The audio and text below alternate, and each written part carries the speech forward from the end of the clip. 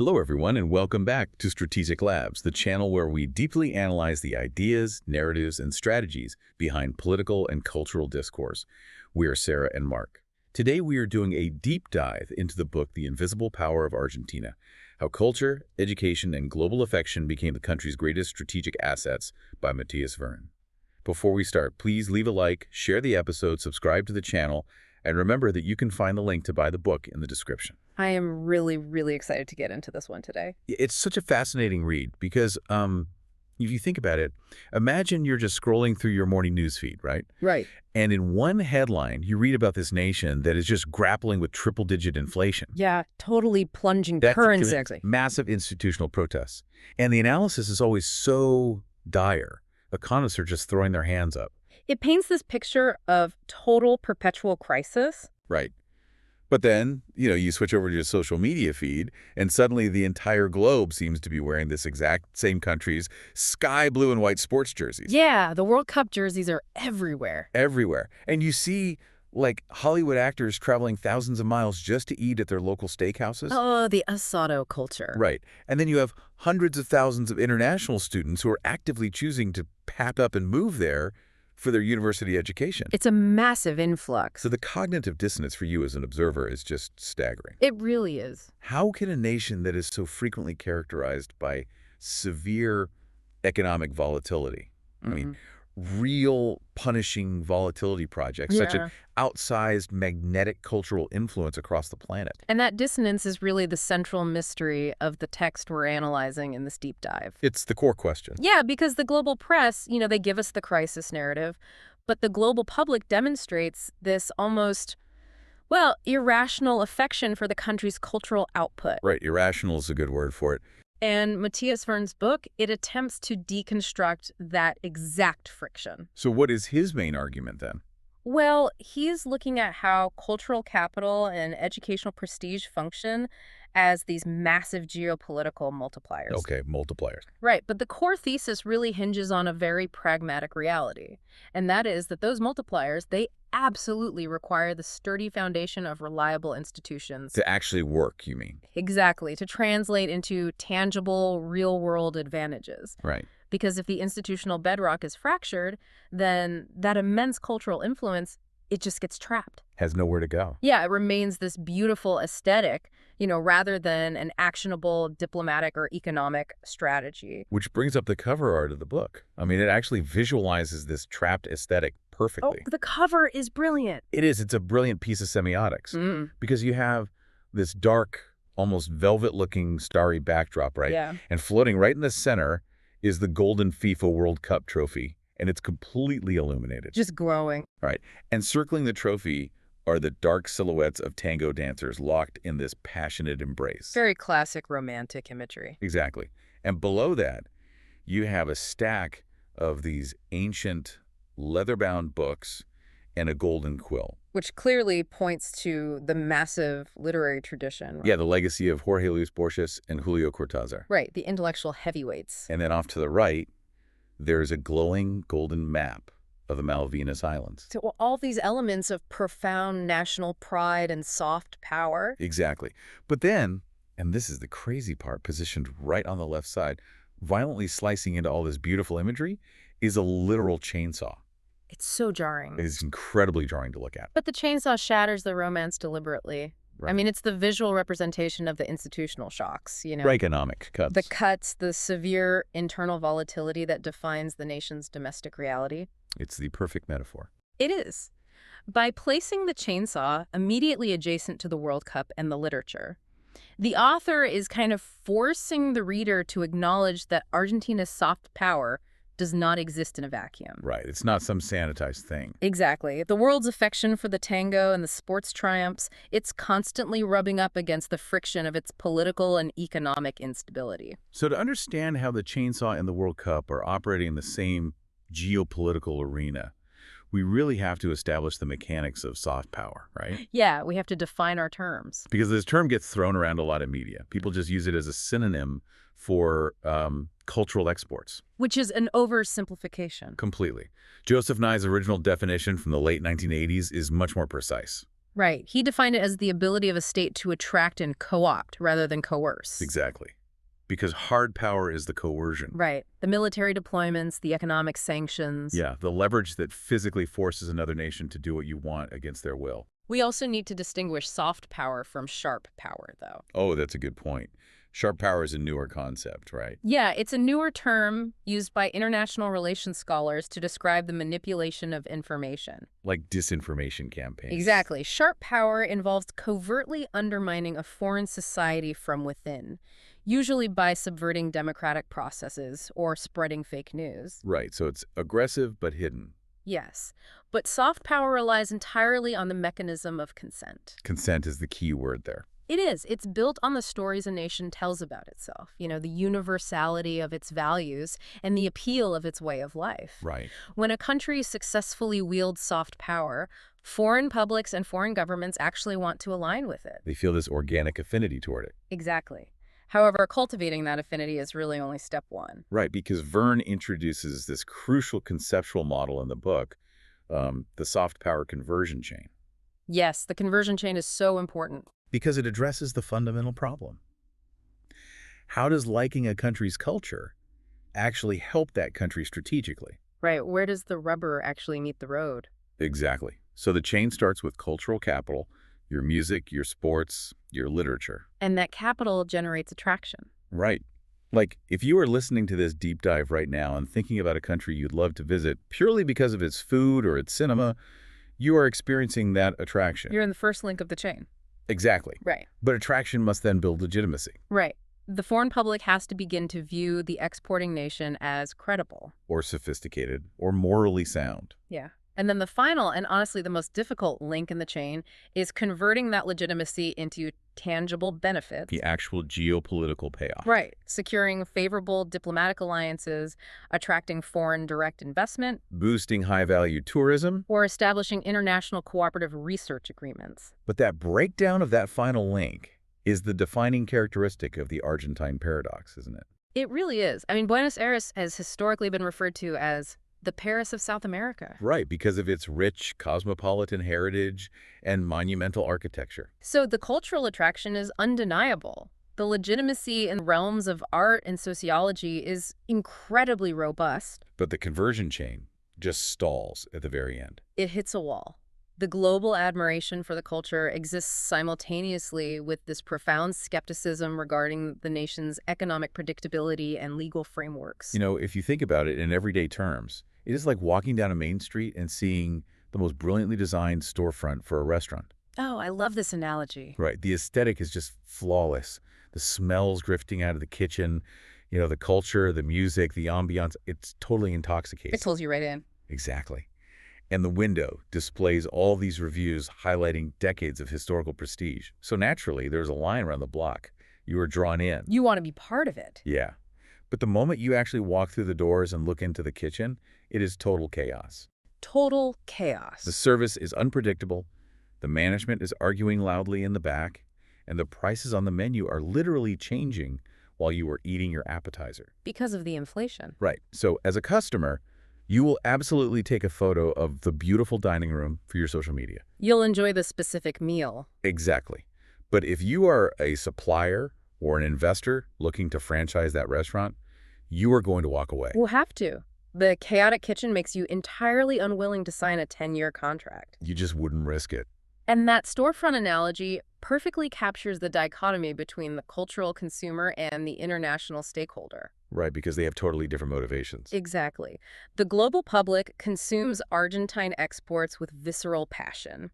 They're moved by the melancholic history of the tango, they savor Malbec wine, and they dissect Borges' literature. They love the experience. But a foreign diplomat negotiating a trade agreement or a multinational corporation considering a massive infrastructure investment, they operate with a completely different set of metrics. They don't care how good the wine is if the contract isn't secure. Exactly. Their affection for the culture is immediately superseded by the pragmatic realities of sudden policy reversals. Sifting legal frameworks. And currency controls.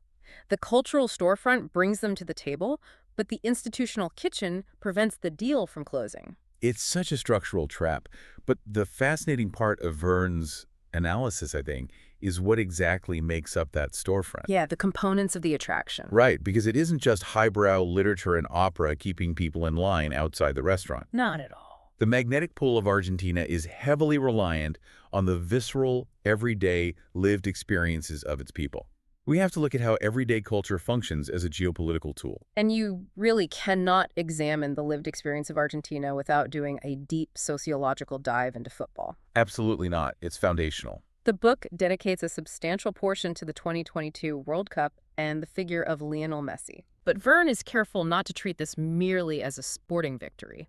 He analyzes football as an overarching, nonpartisan narrative. Which is vital in a country that is historically fractured by deep ideological fault lines. Right, economic and political divides are huge there. But the national team became a unifying symbol, a rare moment of absolute internal cohesion. And the global broadcast of that final match was inescapable. But the soft power generated wasn't just about athletic dominance, was it? No, it was about the narrative arc. Right. Messi and the team functioned as global symbols of resilience. They represented a triumph over relentless adversity. Which, when you think about it, closely mirrors the psychological struggles of the nation itself. Exactly.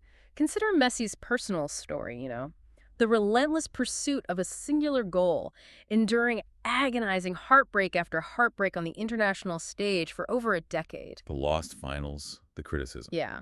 Combined with this very specific, humble artistry on the pitch, that narrative taps into universal human values. It's not just about a game anymore. No, it wasn't merely that Argentina won a trophy. It was that the global public felt a deep emotional catharsis watching them win. Right. I mean, millions of people in Bangladesh, in India, the Middle East. Places with no geographic or economic connection to South America. Exactly. They poured into the streets to celebrate. That is a massive, instantaneous injection of soft power. The diplomatic utility of that moment is just profound.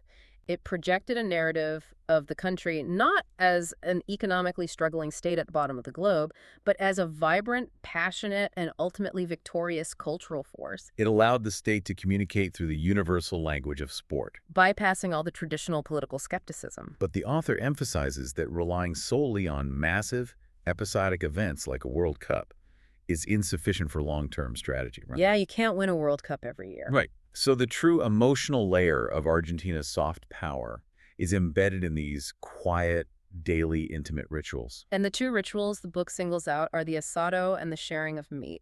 Right. For anyone unfamiliar, asado is often translated simply as a barbecue.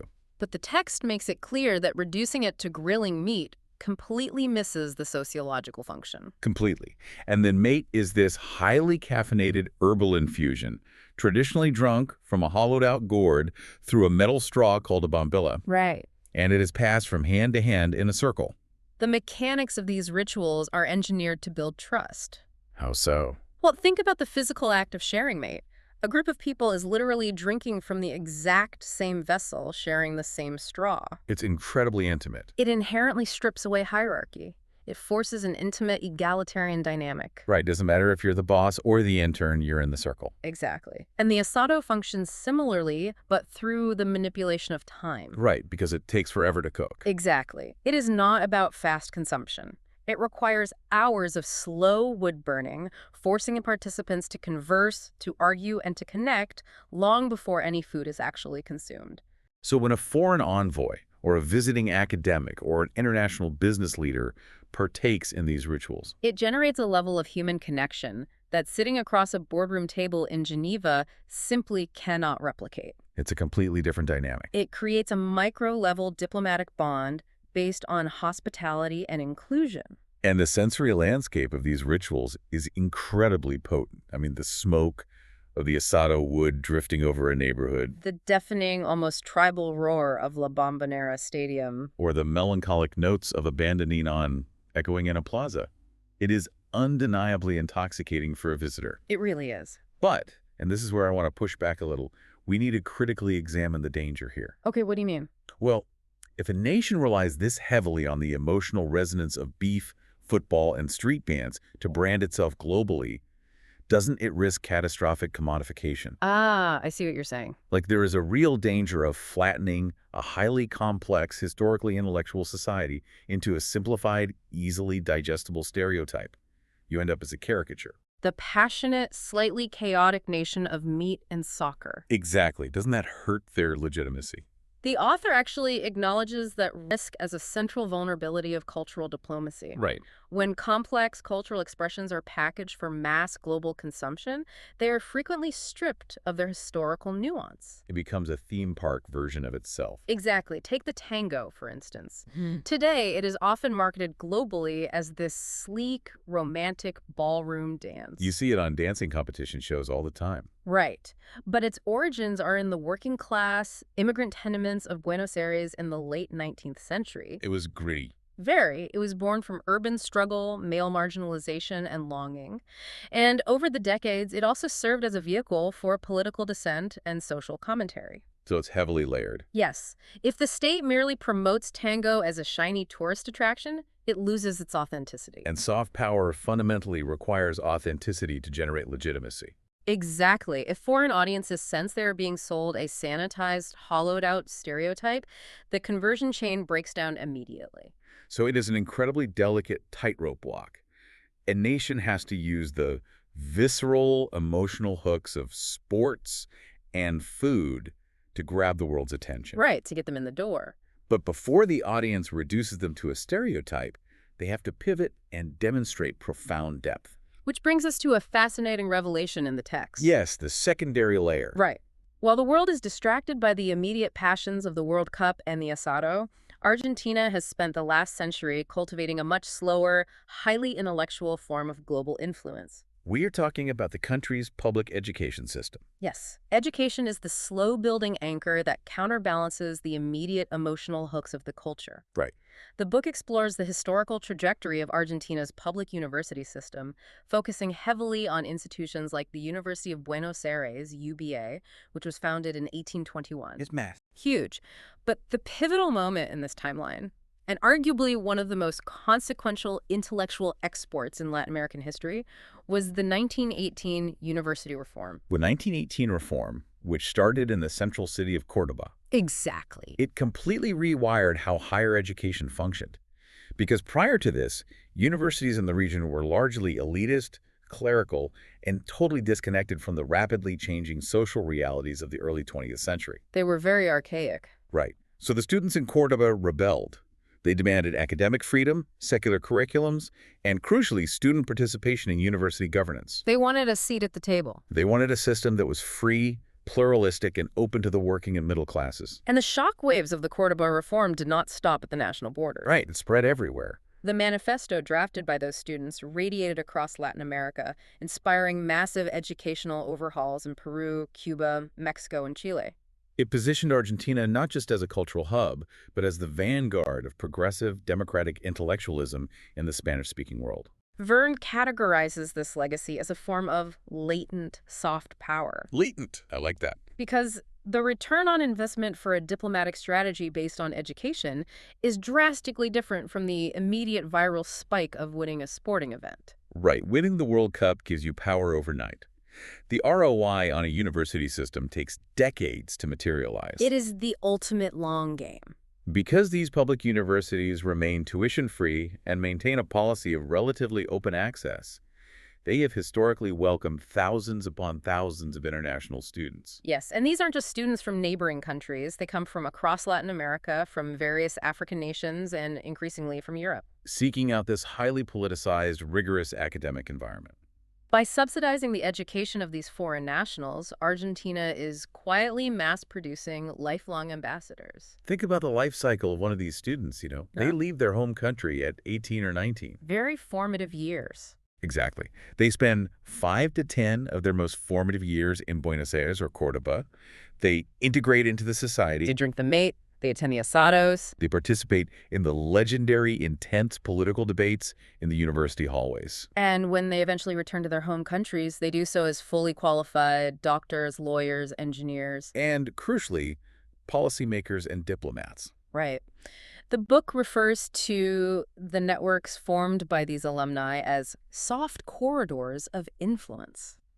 So imagine a scenario where a former public university student from Colombia or Senegal eventually becomes the Minister of Health or a senior trade negotiator for their home government. Right. When that individual sits across the table from Argentine representatives, their baseline perspective is fundamentally altered by their lived experience. We aren't strangers. Exactly. Their deep-seated respect for the intellectual rigor they experience and the emotional bonds they formed during their youth injects a layer of goodwill into state-to-state relations that no traditional lobbying effort could ever purchase. It's deeply ingrained.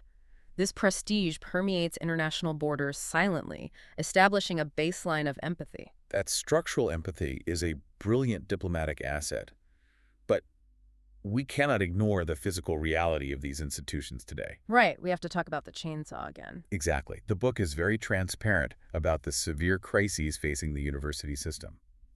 If we return to the concept of the institutional chainsaw, the public education sector has not been spared. Not at all. So how does a country maintain this aura of outsized intellectual prestige while simultaneously dealing with documented massive budget constraints And decaying physical infrastructure. and the constant threat of strikes due to evaporating academic salaries? It is akin to having a Nobel laureate professor attempting to deliver a groundbreaking lecture in a classroom where the roof is literally leaking and the electricity keeps cutting out. A crumbling classroom analogy. Right. Does the sheer brilliance of the ideas generated in that space eventually get overshadowed by the lack of material resources? The fragility of this intellectual prestige is definitely the most precarious aspect of their long-term strategy.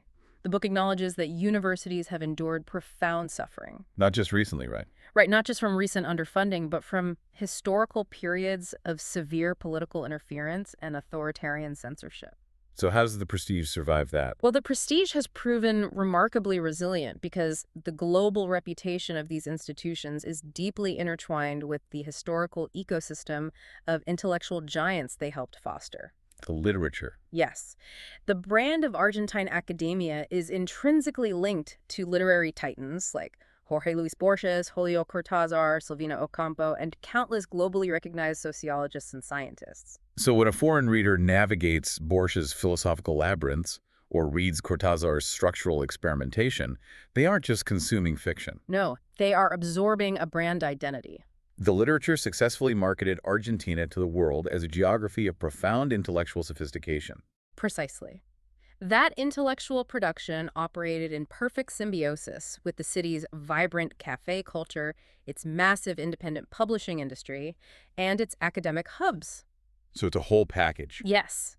Consequently, when a modern international student arrives in Buenos Aires, they are not expecting the manicured lawns and heavily funded corporate laboratories of an Ivy League campus. They know what they are signing up for. Exactly. They are migrating specifically to immerse themselves in that rigorous, slightly chaotic, historically rich tradition of pluralistic debate. So the brilliance of the professor has, historically, compensated for the crumbling classroom. It has. However, Verne offers a stark warning here. Okay. Relying indefinitely on the fumes of historical legacy without executing concrete investments in modern infrastructure and research capabilities is a highly unsustainable geopolitical strategy. The reality will eventually catch up. Yes.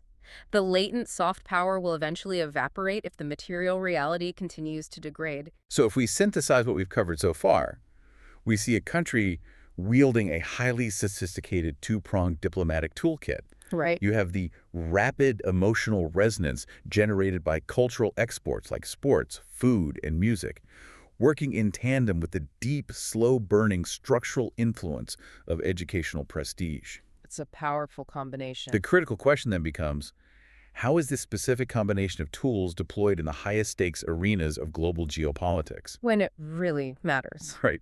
How does a nation use culture and academia when it faces a seemingly insurmountable hard power conflict? And that inquiry leads directly to the most analytically rigorous section of Verne's text, the examination of the Malvinas or Falklands sovereignty dispute.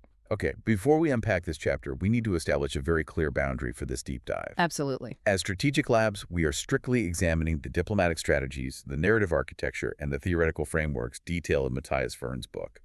We are treating this as an academic case study in the application of public diplomacy. Right. We are absolutely not taking a geopolitical side, nor are we endorsing any specific claims regarding the sovereignty of the islands. We are analyzing the machinery of the narrative, nothing else. And that neutrality is essential because the author himself frames the Malvinas conflict specifically as a theoretical laboratory for soft power. Why does he call it a laboratory? Because in this particular territorial dispute, the utilization of hard power by Argentina is functionally impossible. Right, the mismatch is too huge. Exactly. The geopolitical asymmetry between a developing South American nation and the United Kingdom, which is a nuclear-armed permanent member of the UN Security Council with full NATO backing, is absolute. It's night and day. When military coercion is off the table and economic sanctions are unfeasible, a state has no choice but to rely entirely on its soft power apparatus to keep its strategic objectives alive on the international stage. So how do you fight a geopolitical battle without weapons or trade embargoes? Well, Verne details how the state apparatus pivots away from traditional adversarial posturing. Right, because yelling about it legally doesn't always work. Exactly. Instead of merely reciting legal doctrines regarding territorial integrity or standard UN decolonization frameworks, arguments that honestly often fail to engage the broader global public, they deploy the cultural storefront. They bring the culture to the front line. They attempt to frame their sovereignty claim through deeply moral, historical, and emotional narratives. How exactly? Give me an example. The strategy involves organizing extensive cultural exhibitions in foreign capitals, funding academic symposiums, and establishing joint research initiatives that focus on the geography and history of the South Atlantic. So they make it an academic and cultural discussion rather than a military one? The methodology is deeply strategic. Traditional political posturing usually hardens the opposition. It creates immediate defensive walls. Right, you get defensive when someone demands something. Exactly. By routing the conversation through the realms of culture and academia, they bypass those rigid diplomatic barriers. That makes sense. When a state hosts international scholars to debate the historical nuances of 19th century maritime law, or screens documentary films that highlight the human and ecological dimensions of the South Atlantic, they're actively humanizing an abstract geopolitical dispute. They give it a face. Right. The ultimate goal is to foster a baseline of dialogue and empathy among global audiences who would otherwise be completely indifferent to a territorial conflict occurring thousands of miles away. And let's follow the logic of the soft corridors we discussed earlier. The international students. Right. When an international student from, say, a developing nation in Africa or the Middle East graduates from the University of Buenos Aires and eventually joins their home country's diplomatic corps, they eventually find themselves at the United Nations General Assembly. Right. When a resolution regarding the Malvinas dispute is brought to the floor, that diplomat's vote is not cast in a vacuum. It's quietly influenced by the years of cultural immersion. Exactly. The academic framing they were exposed to and the emotional bonds they formed with the Argentine narrative. That is a conversion chain attempting to bridge the gap from cultural affection to actual diplomatic leverage. Right. But we have to look critically at the efficacy of this. Okay. Can the projection of soft power, no matter how brilliant the art, how rigorous the academia, or how compelling the historical narrative, actually move the needle against the hard power realities of entrenched global alliances? It's a tough question. I mean, is this elaborate cultural diplomacy actually a mechanism for geopolitical change? Or is it fundamentally a coping mechanism? A coping mechanism, that's a strong way to put it. Well, is it just a highly sophisticated way to preserve national dignity, to avoid admitting defeat, and to keep the conversation artificially alive on the global stage, knowing full well it will never alter the physical reality on the ground? That is the exact limitation of soft power that the author grapples with in the text. Soft power is a subtle tool. It is not magic. It doesn't win wars. It cannot spontaneously rewrite entrenched geopolitical realities, nor can it overcome massive disparities in military and economic force. So what is the conclusion? Verne concludes that in the specific context of the Malvinas, the soft power apparatus functions primarily to maintain visibility and sustain international legitimacy. It prevents the sovereignty claim from fading into historical obscurity. Exactly. By continuously engaging the global community through cultural and academic channels, the state successfully builds a reservoir of international goodwill and sympathy, particularly within the bloc of Latin American nations and the broader global South. And that sympathy provides crucial diplomatic leverage in multilateral forums. Yes. So while the cultural strategy may not move the needle in terms of an immediate transfer of territorial administration, it successfully preserves the vitality of the claim. It forces the international community and the opposing party to continuously engage with the narrative rather than declaring the issue permanently closed. Exactly. It keeps the file open on the desk. Historically, building that kind of narrative required an immense amount of patience. Decades of work. Constructing a reservoir of global goodwill took decades of slow, deliberate work in diplomatic halls. It required literature to be slowly translated and disseminated. It required international students to spend years studying and then return home to climb the ranks of their respective governments. But the timeline for narrative building has fundamentally collapsed. Completely. The battle for global empathy and cultural visibility is no longer fought over decades in universities.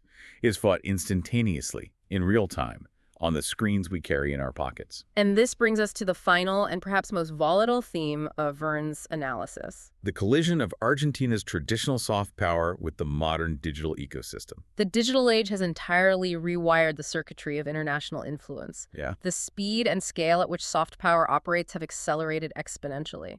The book devotes its final chapters to examining how platforms driven by short-form video algorithms, TikTok, Instagram Reels, Twitter, have viralized Argentine culture. Transforming localized, intimate practices into massive, global, micro-narratives. Micro-narratives, exactly. What we are witnessing is the absolute democratization of diplomacy. Oh, yes. In the 20th century, if a state wanted to project a specific image abroad, an ambassador or a state-funded cultural institute carefully curated an exhibition or a publication, the state held a monopoly on its own narrative. They controlled the spigot. Right. Today, the state has lost that control.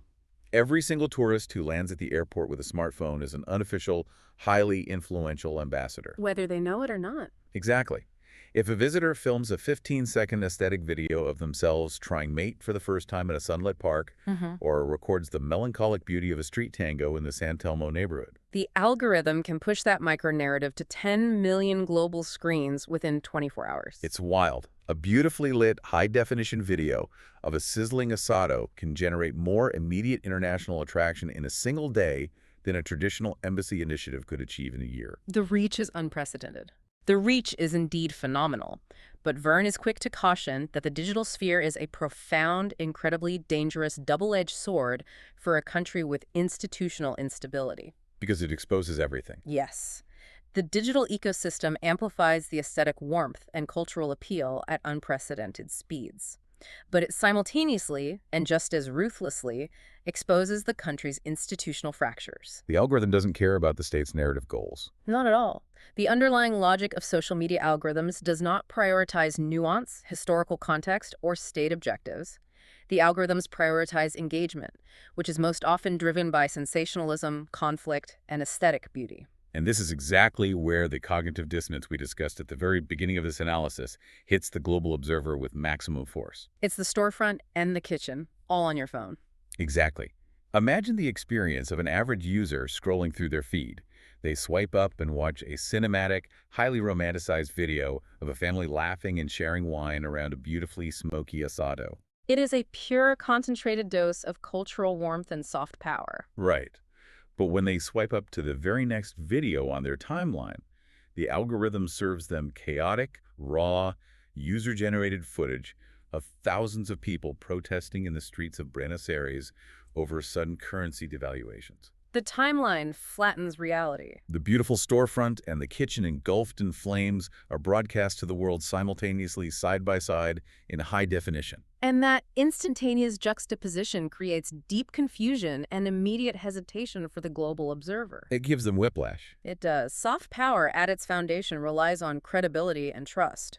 If a nation's digital narrative is violently oscillating day by day between romanticized cultural perfection and stark institutional collapse, It becomes exceptionally difficult to build long-term trust with international investors, diplomatic partners, or potential expatriates. furthermore, the viral fame generated by these platforms is inherently ephemeral. It doesn't last. The algorithmic life cycle of a trend decays rapidly.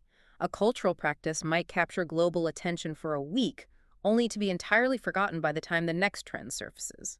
Attempting to manage a state's strategic reputation in this environment seems practically impossible. It really is a nightmare for a traditional diplomat. It is like trying to conduct a massive, complex symphony.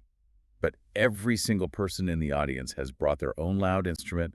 They're all playing from different sheet music, and the conductor's baton has been replaced by a completely opaque algorithm. Great analogy. How can a state possibly navigate a narrative that is entirely decentralized and prone to such rapid, unpredictable decay? Verne argues that a state cannot control the digital narrative, nor should it attempt to do so in a democratic society. Right, because censorship backfires anyway. Exactly. The government cannot and must not stop citizens from uploading protest videos or economic critiques. So what is the strategy then?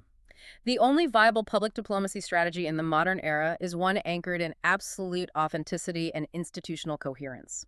So you have to actually fix the kitchen. Yes. The state must be mature enough to acknowledge its own complexities. If a government attempts to pump out sanitized, highly produced propaganda highlighting only the positive cultural aspects, the decentralized internet will immediately debunk it and mock it. Destroying whatever legitimacy remained. Precisely. The strategy must involve genuine engagement. It means fostering deep academic and cultural exchanges that provide the vital historical context missing from a 15-second video. Right.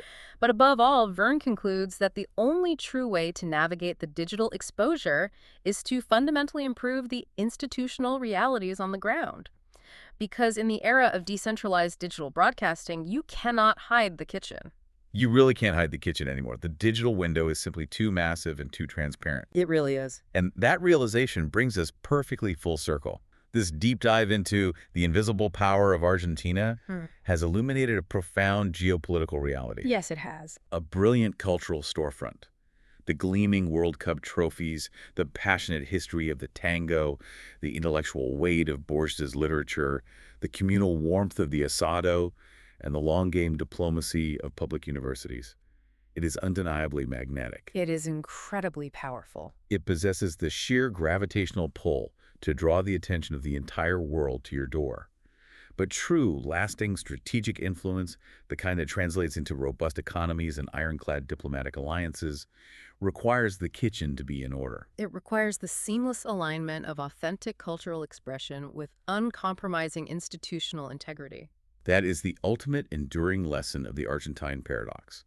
Soft power is an incredibly potent multiplier, but at the end of the day, it can only multiply the reality of the institutions you have built. Right, because if the foundation is unstable, the cultural influence remains an aesthetic trapped behind glass. Which leaves us with a final thought for you, our listener, to evaluate on your own. We challenge you to look closely at your own nation's soft power strategy. Think about the specific image, the cultural exports, and the narratives your country projects to the global public.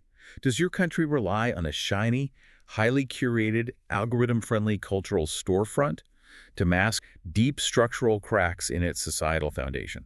Or do your domestic institutions, your rule of law, your economic predictability, your civic infrastructure actually match the cultural hype you export to the world? Because as we've learned today, in the hyper-connected 21st century, true, enduring global influence demands that the back of the house is just as solid, just as reliable as the beautiful display in the window. We've reached the end of this analysis. If this episode added value to your day, please leave a like, share it, and subscribe to Strategic Labs so we can keep deconstructing narratives. Remember, the link to buy The Invisible Power of Argentina is in the description. See you in the next analysis.